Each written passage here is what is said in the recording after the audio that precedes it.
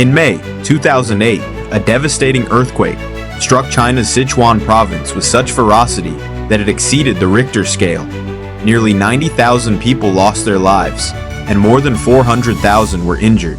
That tragedy revealed a term that soon became synonymous with negligence: Tofu Dreg construction. It refers to buildings made with weak materials and minimal oversight, structures that literally crumble, like tofu, when the earth shakes. Poorly laid foundations, substandard steel, and diluted cement all combined to turn thousands of homes and schools into death traps. Over time, the Chinese government promised reforms, stricter building codes, and rigorous oversight. But again and again, new collapses proved that Tofu Dreg construction was not a relic of the past. It had become an ongoing problem, now even spreading beyond China's borders.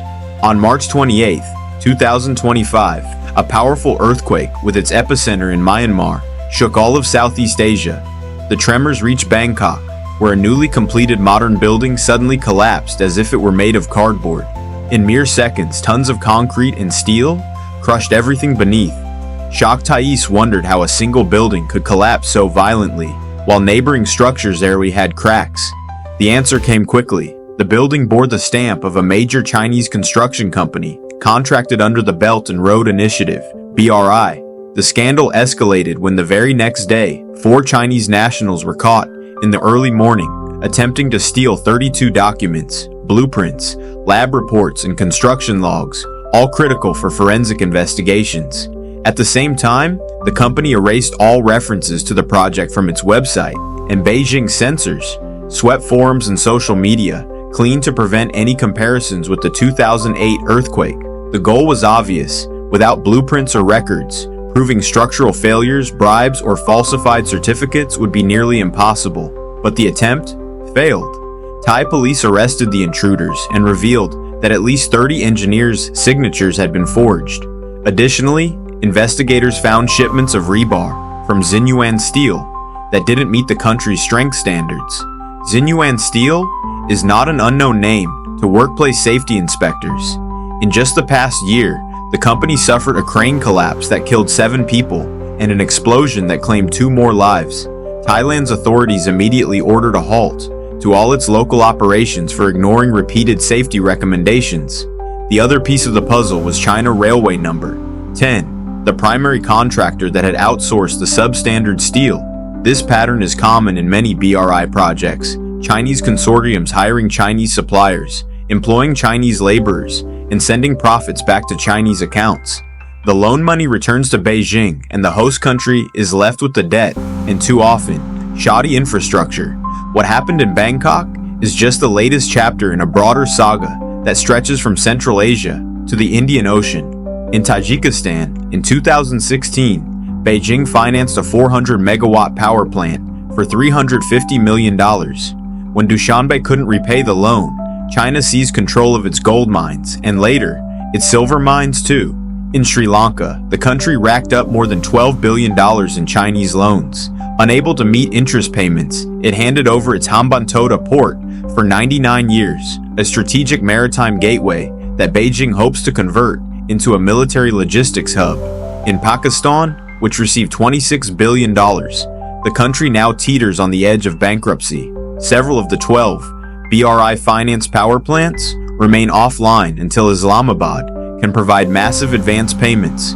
This model is known as debt trap diplomacy, offering fast, low-question financing, but demanding strategic assets when repayments fail. In theory, debt isn't inherently bad if the infrastructure it builds creates more value than the cost of the loan. But multilateral banks like the World Bank, the Inter-American Development Bank, and the Asian Development Bank usually require feasibility studies, anti-corruption safeguards, and audits. China, by contrast, offers open checkbooks for projects with little economic return, but enormous political gain. Roads to nowhere, empty ports, or train stations no one needs. That lack of oversight is tempting for local elites seeking short-term applause by inaugurating massive white elephant projects. The problem is, when those projects fail, it's the citizens who pay the bill, while contractors and political middlemen pocket the commissions. A heartbreaking example is the train station in Novi Sad, Serbia, recently renovated for 64 million euros, an amount that could have funded several new terminals. The structure collapsed without even an earthquake, killing 15 people. The contractor was once again Chinese. The Serbian government has resisted publishing contracts and invoices, fueling suspicions of corruption and overpricing. The Belt and Road Initiative was born in 2013 with the promise of a globally connected world under Xi Jinping's leadership, but two developments are now threatening that dream. First, the United States is tightening the rules. Since the 2018 trade wars, Washington has pressured countries to choose between access to the American market or deals with China. Most, guided by their own interests, prefer to maintain access to the U.S. consumer class. Second, the BRI's reputation is in freefall. Headlines about empty ports, sunken roads, and cracking buildings have caused voters across Africa, Asia, and Eastern Europe to question China's help. Beijing's economy, which depends on exporting cheap goods, now faces tariffs, origin checks, and a global wave of skepticism. Chinese leaders need allies, but more and more potential partners are beginning to say no thanks.